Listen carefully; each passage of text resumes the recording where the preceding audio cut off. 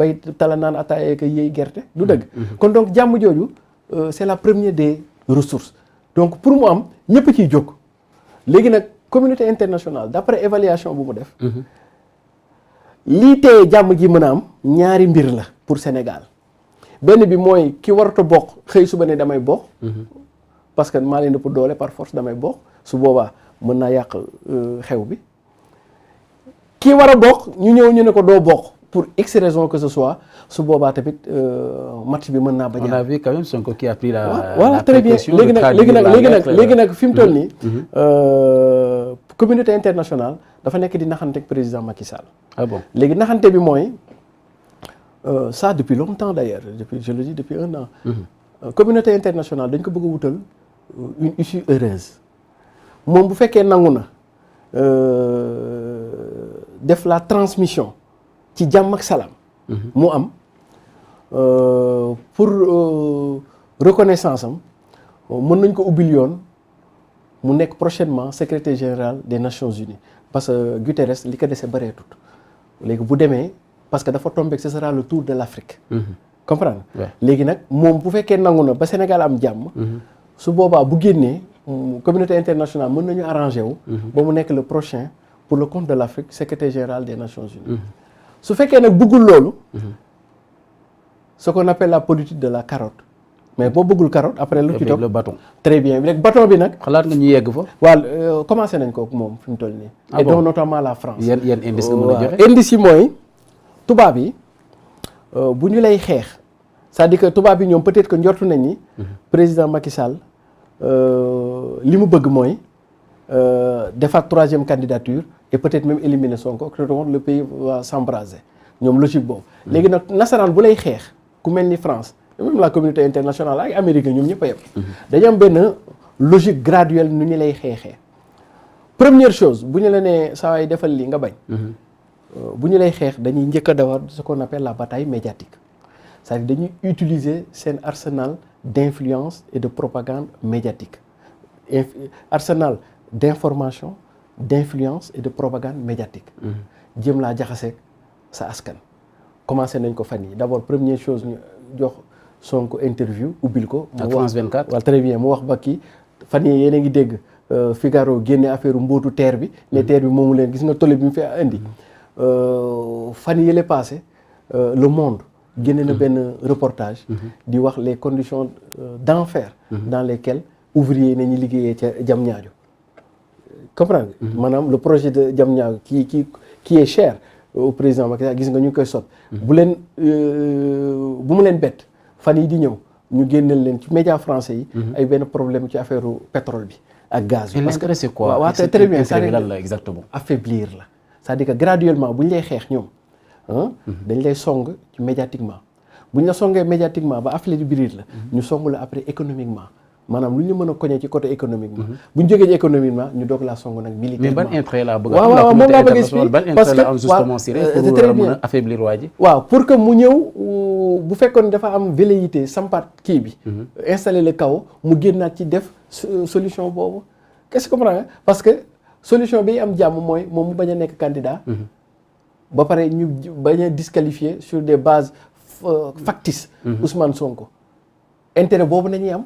comprends mais nag ñoom dañoo xaw a jàpp la communauté internationale dont notamment la France dañoo jàpp ni président Macky Sall à l'état actuel où je vous parle nekkul ci tendance su bañ a teg 3e candidature nekkul ci tendance su affaire Sonko bi ñu lijjanti ko au contraire dafa nekk ci tendance su teg candidature ak tendance su dugal léegi nag du ñu bàyyi ba ni këpp ni joon léegi nañ koy commencer c'est-à-dire xamoon nu ma ko mel dañu mel ni ku lay teg ay pression dañu mel ni ku lay pousse ci miir bi est-ce que comprendre nga léegi nag fi ñu ci toll ak moom fi mu toll nii fi ñu ci toll ak moom c'est ce qu'on appelle la contrainte médiatique ou la bataille médiatique moo tax ma ni la jamono yii di ñëw affaire pétrole yi même ba ci affaire procès Adji Sarr di nga dégg ay médias français yu puissant yu ci wax te buñ ci waxee boo ko analyser ba ci biir ce sera à défaveur régime bi gis nga bu ñu paree ci foofu xam nga après fu ñuy ñëw plus que ñuy dem ci 2024 niveau économique te yàlla xam na ni d'ailleurs internet bii buñ ci demee ba ci kanam sax dana di couper lu bari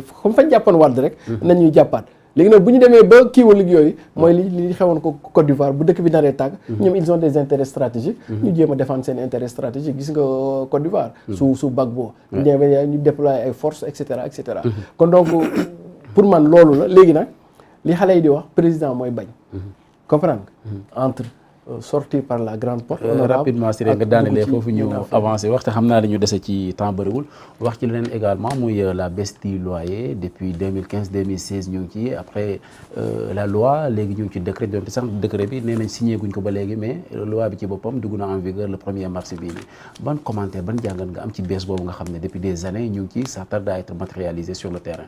waaw c'est ce que disait mon ancien prof de droit des obligations, professeur Isaac Jacob Ndiaye. Li ñu wax ñoom ci loi yi c'est une fausse réponse à une vraie question. Ah bon? C'est Jacob qui parlait ainsi parlait Jacob. Une fausse réponse à une vraie question. lan moo waroon doon réponse bi exactement. te loolu góorgóorlu yi mi ngi ci programme góorgóorlu mi ngi sama programme. wax ci tuuti ñu xam parce que. depuis quand même depuis 2015 2016 ñu nekk. très bien réponse amagul nga dañoo raté angle d'approche bi.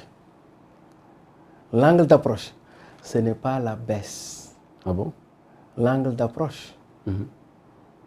C'est de faire des Sénégalais ou la majorité des Sénégalais des propriétaires terriens. Est-ce que yomb na aussi. waaw non dëgg la ak saa yi dëkk bi dara yomb fi toog yi ñuy toog di waxtaan sax yombut de. mais donc koy jaay mais li nga wax waaw c'est-à-dire être dans la logique de baisse des loyers c'est maintenir ta population dans la location te la finalité d'un père de famille góorgóorlu c'est de sortir de la location parce que foofu poste budgétaire la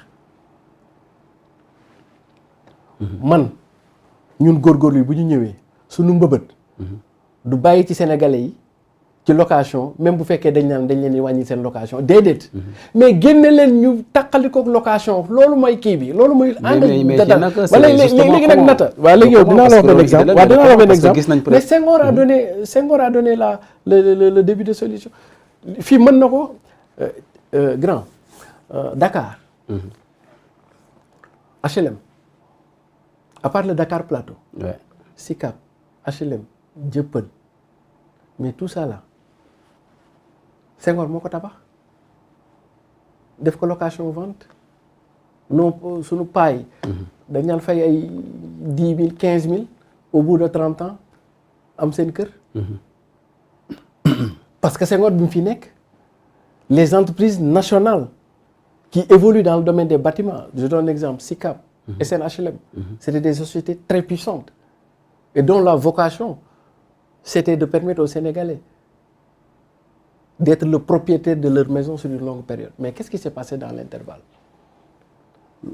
Substance boobu pouvoir boobu nañu simpi ci public bi yóbbu ko ci ay privé au nom de la promotion immobilière te loolu ñu ngi ko commencé def avec Ablaye Wade nañu ñàkkee c'est-à-dire que alternance bi très bien nguuru alternance Ablaye Wade ci li mu gën a déstructuré ci sunu Sénégal bokk na ci le foncier ci boobu nañu duggee ci logique de prédation foncière ce qui fait que aujourd'hui au lieu de privilégier les entreprises publiques mais dañu avantager ce qu'on appelle les initiatives privées mais ñëpp xam nañ ni la logique d'un État avec des entreprises étatiques très fortes c'est la logique de l'habitation sociale mais ñee c'est de profitabilité économique li ñuy laaj doo koy léegi nag c'est ça qui fait que aujourd'hui am fi kër Sénégal waxuma la sax mais dans la région de Dakar c'est devenu boo amul ay millions waxuma millions ay millions